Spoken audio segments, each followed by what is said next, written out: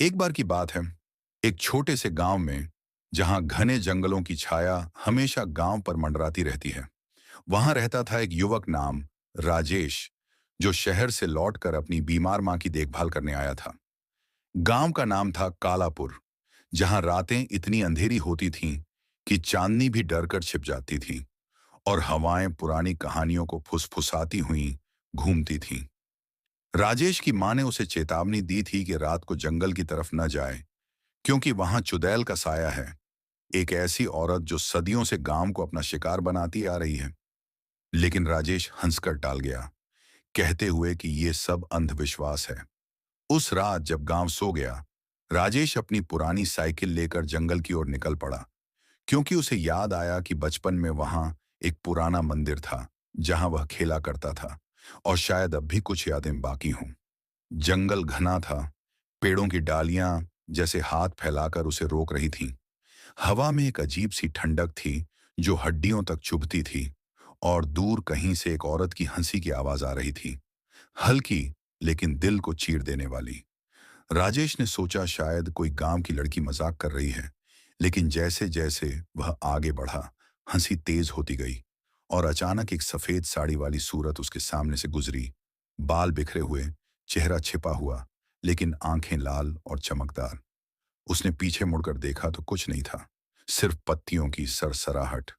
दिल की धड़कन तेज हो गई, लेकिन जिज्ञासा ने उसे आगे बढ़ाया। मंदिर तक पहुंचते पहुंचते रात और गहरी हो गई। पुराना मंदिर टूटा फूटा था। दीवारों पर पुरानी पेंटिंग्स थीं, जिनमें एक औरत का चेहरा बार बार दिखता था, जो सदियों पहले गांव की एक सुंदर विधवा थी, जिसका पति युद्ध में मारा गया और गांव वालों ने उसे जादू टोना का आरोप लगाकर जिंदा जला दिया था। किंवदंती थी कि उसकी आत्मा चुड़ैल बनकर बदला लेती है, हर पूर्णिमा को शिकार ढूंढती है।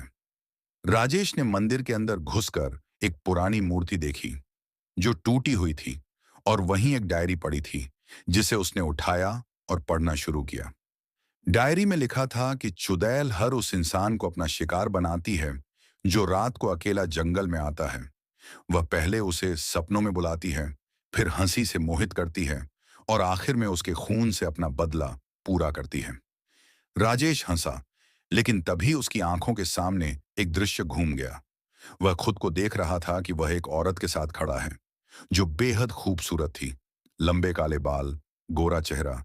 लेकिन जैसे ही वह मुड़ी, उसका चेहरा पलट गया, आंखें उल्टी, मुंह से खून टपकता हुआ, और वह चिल्लाई, तुमने मुझे मारा, अब मैं तुम्हें मारूंगी। राजेश चौंक कर वापस लौटा, लेकिन अब रास्ता बदल गया था। पेड़ उल्टे लग रहे थे, रास्ते घूम रहे थे, और हर तरफ से वही हंसी गूंज रही थी। वह भागने लगा, सांस फूल रही थी, पैरों में दर्द हो रहा था, लेकिन चुड़ैल पीछे थी, कभी सामने, कभी पीछे, कभी पेड़ों के बीच से झांकती हुई। उसकी साड़ी सफेद थी लेकिन खून से सनी हुई, नाखून लंबे और नुकीले, जैसे चील के पंजे। राजेश ने चिल्लाया, कौन हो तुम? और जवाब में आई आवाज, मैं वो हूं जिसे तुम्हारे जैसे लोग जला देते हैं। मैं वो हूं जो कभी इंसान थी, अब चुड़ैल हूं, और तुम मेरा अगला शिकार। वह भागता रहा, लेकिन जंगल जैसे उसे निगल रहा था। पेड़ों की जड़ें पैरों में उलझ रही थीं, हवा उसके कान में फुसफुसा रही थी पुरानी कहानियां। अचानक वह एक झील के किनारे पहुंच गया, जहां पानी काला था और उसमें प्रतिबिंब दिख रहा था उसका अपना। लेकिन प्रतिबिंब हंस रहा था जबकि वह नहीं हंस रहा था। झील से निकलकर चुड़ैल आई। अब उसका चेहरा साफ था, आधा खूबसूरत, आधा सड़ा हुआ, आंखें गड्ढों में धंसी, दांत तीखे। वह बोली, राजेश, तुम्हारी मां ने मुझे बताया था कि तुम आओगे। वह भी मेरा शिकार थी, लेकिन बच गई। अब तुम नहीं बचोगे। राजेश ने याद किया कि उसकी मां हमेशा रात को चीखती थी सपनों में, और अब सब समझ आ गया। वह भागा, लेकिन चुड़ैल ने उसका हाथ पकड़ लिया। हाथ ठंडा था जैसे बर्फ, और जहां छुआ वहां जलन होने लगी। वह चिल्लाया, लेकिन आवाज गले में अटक गई। चुड़ैल उसे खींचकर मंदिर की ओर ले गई, जहां दीवारों पर उसकी कहानी लिखी थी। कैसे गांव वालों ने उसे जला दिया, कैसे उसकी आत्मा ने बदला लिया, एक एक करके।